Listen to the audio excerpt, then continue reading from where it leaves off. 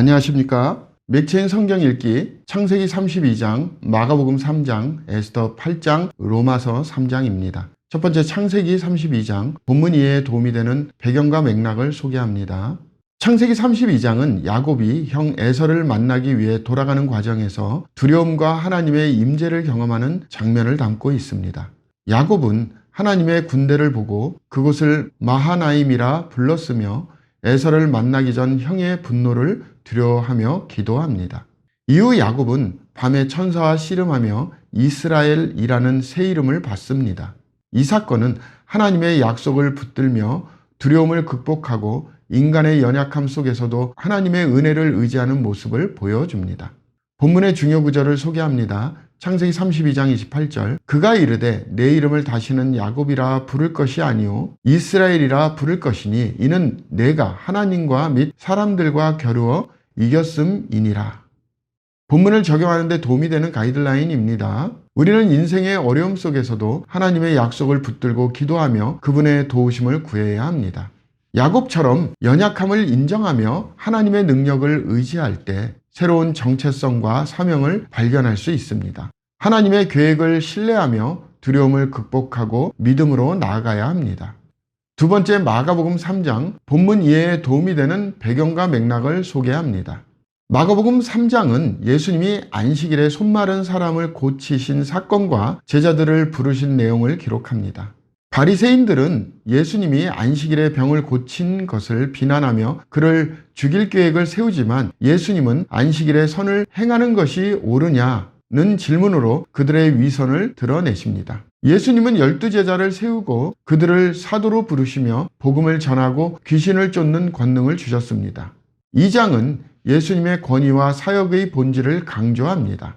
본문의 중요 구절을 소개합니다. 마가복음 3장 14절, 이에 12를 세우셨으니 이는 자기와 함께 있게 하시고 또 보내사 전도도 하며. 본문을 적용하는 데 도움이 되는 가이드라인입니다. 우리는 예수님처럼 사랑과 긍휼의 마음으로 사람들을 섬기며 율법의 형식보다 하나님의 뜻을 따라 살아가야 합니다. 또한 제자로 부르심을 받은 삶을 기억하며 복음을 전하고 예수님의 사역을 이어가는 사명을 감당해야 합니다. 우리의 신앙은 예수님과의 동행 속에서 세상을 향한 섬김으로 나타나야 합니다.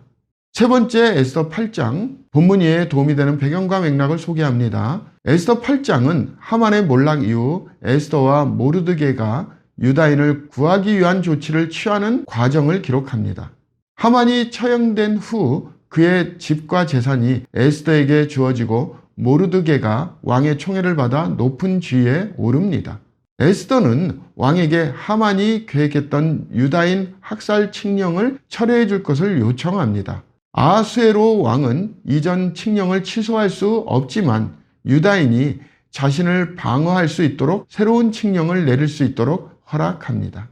이에 따라 모르드게는 왕의 이름으로 유다인이 자신을 보호하고 대적을 공격할 수 있는 권한을 주는 칙령을 공포합니다.